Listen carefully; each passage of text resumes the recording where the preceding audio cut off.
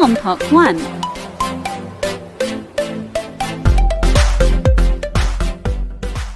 Assalamualaikum warahmatullahi wabarakatuh. Perkenalkan, nama saya Ayu Fitriani.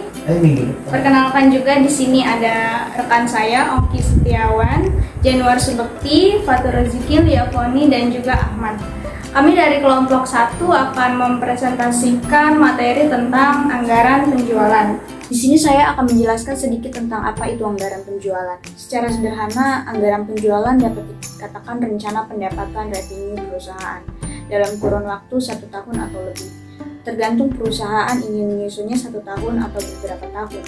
Tetapi secara umum, anggaran penjualan selalu disajikan pada kurun waktu 1 tahun, lalu kemudian dirinci secara bulan per bulan. Pada perusahaan bisnis, anggaran penjualan dapat dikatakan sebagai titik sentral terhadap semua pembuatan anggaran biaya dan investasi. Karena itulah, kita mendahulukan pembahasannya di bagian pertama dari anggaran-anggaran lainnya.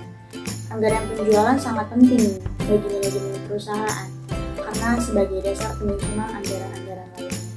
Dengan adanya anggaran penjualan, maka perusahaan akan sedikit lebih mudah dan gampang untuk menyusun anggaran-anggaran lainnya, seperti anggaran biaya, anggaran laba, dan anggaran investasi. Sebab apabila terjadi perubahan volume penjualan yang signifikan, akan mempengaruhi investasi pada model kerja dan juga aktiva tetap. Bagi divisi atau bagian pemasaran, anggaran penjualan dapat dijadikan sebagai pedoman kerja dan koordinasi kerja, juga evaluasi kerja, serta dapat dijadikan sebagai pedoman dalam menyusun anggaran. Biaya pemasaran itu sendiri, contoh katakanlah anggaran penjualan ditetapkan sebesar 50.000 dan biaya pemasaran ditetapkan 10%. Maka total pemasaran diperoleh sebesar 50.000 dikali dengan 10%. Jadi 5.000 pada divisi bagian pemasaran tersebut. Katakanlah memiliki bagian-bagian lain juga seperti bagian promosi, bagian gudang, dan bagian distribusi, layanan, dan sebagainya. Maka jumlah telah dianggarkan sebesar 5.000 tersebut dapat dibuat lebih rinci lagi dengan alokasi ke masing-masing divisi atau bagian yang dimiliki perusahaan itu. Kegunaan lainnya dari anggaran penjualan adalah dapat dijadikan sebagai acuan atau pedoman dalam menyusun anggaran biaya-biaya keseluruhan perusahaan, seperti anggaran laba, mengikuti laba kotor, laba operasi, dan laba bersih, atau earning after tax, serta anggaran investasi. Terima kasih. Di sini saya akan menjelaskan contoh kasus. Misal anggaran penjualan ditetapkan Rp50.000, laba kotor sama dengan 40%, laba operasi 15%, laba bersih 12%, serta dividen 40% dari laba bersih. Maka anggaran harga pokok penjualan, anggaran biaya usaha, anggaran biaya lain-lain, dan pajak serta anggaran laba dianggarkan juga, seperti terlihat pada tabel berikut. Pada saat ini, perusahaan hanya mampu menjual 1.000 unit barang dengan harga jual Rp50.000 per unit. Adapun harga pokok barang tersebut adalah Rp30.000 per unitnya. Untuk meningkatkan laba penjualan, perusahaan meningkatkan harga jual menjadi Rp55.000 per unit, dan perusahaan juga dapat meningkatkan jumlah barang yang terjual menjadi 1.100 unit. Dengan meningkatkan harga jual dan juga meningkatkan jumlah barang terjual tersebut, perusahaan ternyata dapat menekan harga pokok menjadi Rp25.000 per unit. Perusahaan juga melakukan strategi lain, yaitu dengan cara meningkatkan harga jual barang menjadi Rp45.000 per unit. Akibat penurunan harga jual tersebut, ternyata dapat mendorong minat beli masyarakat terhadap barang yang dijual tersebut. Ternyata penjualan barang tersebut tidak tanggung-tanggung, dapat meningkat menjadi 1.500 unit. Cara yang pertama, meningkatkan kualitas dan harga menjadi Rp55.000 kali 1.100 unit, sama dengan Rp60.500.000. Cara yang kedua, dengan menurunkan harga, mendorong meningkatkannya jumlah barang yang laku terjual sama dengan Rp45.000 kali 1.500 unit menjadi Rp60.500.000. Harga pokok barang semula adalah Rp30.000 kali 1.000 unit sama dengan 30 juta. Mempengaruhi anggaran penjualan. Dalam menentukan target penjualan tersebut, seorang manajer harus juga dapat mempertimbangkan faktor-faktor lainnya yang dapat mempengaruhi terhadap penjualan. Faktor-faktor lain ini juga perlu mendapat perhatian serius dari manajer penjualan. Faktor-faktor yang dapat mempengaruhi anggaran penjualan tersebut adalah ada satu, faktor pemasaran yang perlu dipertimbangkan seperti ada kondisi pasar. Kondisi pasar ini mencakup luasnya pangsa pasar perusahaan itu. Apakah berskala internasional, nasional, regional, atau hanya bersifat lokal saja. Yang selanjutnya ada kondisi persaingan. Melihat apakah kondisi persaingan perusahaan adalah perfect competition, oligopoli, monopolistik, atau monopoli. Selanjutnya ada keadaan konsumen. Bagaimana selera konsumen? Apakah konsumen dapat menyukai produk atau jasa kita, baik kualitas, produk, tingkat kebutuhan, dan juga keterjangkauan harga, termasuk apakah mereka tergolong konsumen akhir atau konsumen industri. Ada kondisi promosi dan distribusi. Bagaimana kemampuan perusahaan dalam menginformasikan produk atau komoditinya kepada konsumen. Dan bagaimana pendistribusiannya agar produk tersebut dapat sampai ke tangan konsumen. Selanjutnya ada faktor keuangan atau modal kerja. Sejauh mana kemampuan modal kerja perusahaan dalam hal mendukung pencapaian target penjualan yang dianggarkan itu. Untuk pembelian bahan baku, upah tenaga kerja, biaya overhead atau promosi pemasaran, dan lainnya, reparasi atau pembelian mesin baru.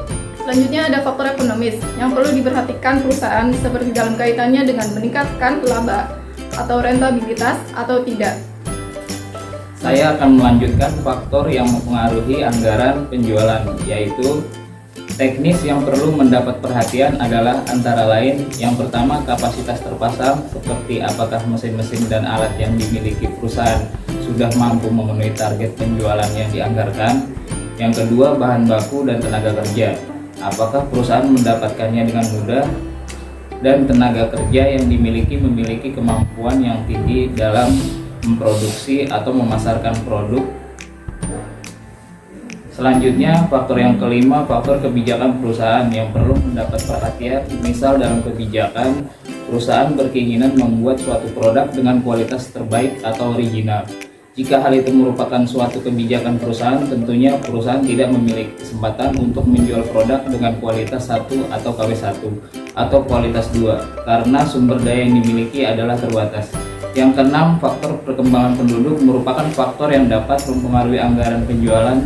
Misalnya, peningkatan kelahiran dapat meningkatkan konsumsi susu, pakaian, mainan, dan lain-lainnya dari produk yang dijual.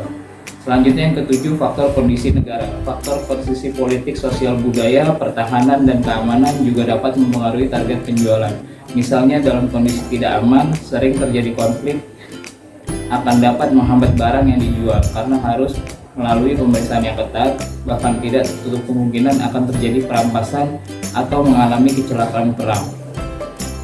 Kesemua faktor-faktor tersebut di atas dapat mempengaruhi bahkan menentukan dalam penyusunan anggaran penjualan perusahaan yang ada pada pelaksanaannya dapat didukung dengan membuat berupa forecasting atau peramalan penjualan terlebih dahulu. Penyusunan anggaran. Sebelum perusahaan memulai untuk menyusun anggaran penjualan, perusahaan perlu memperkirakan terlebih dahulu. Dalam hal ini, peramalan penjualan atau sales forecasting. Sales forecasting atau peramalan penjualan adalah merupakan proyeksi sejumlah komoditi yang diperkirakan akan dibeli oleh konsumen di masa mendatang, serta proyeksi harga yang diperkirakan mampu dijangkau oleh konsumen sebagai calon pembeli. Untuk menyusun peramalan penjualan, manajer penjualan dapat menggunakan beberapa metode.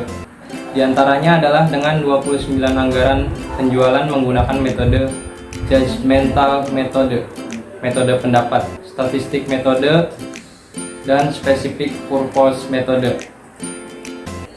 Judgmental metode adalah merupakan perusahaan yang menggunakan metode ini mengumpulkan dan menganalisis data. Biasanya ada produk baru yang dihasilkan perusahaan yang belum memiliki data sebelumnya, atau bisa jadi juga karena terjadi perubahan dalam kondisi politik ekonomi di wilayah itu, sehingga perusahaan menggunakan dapat seseorang untuk meramalkannya.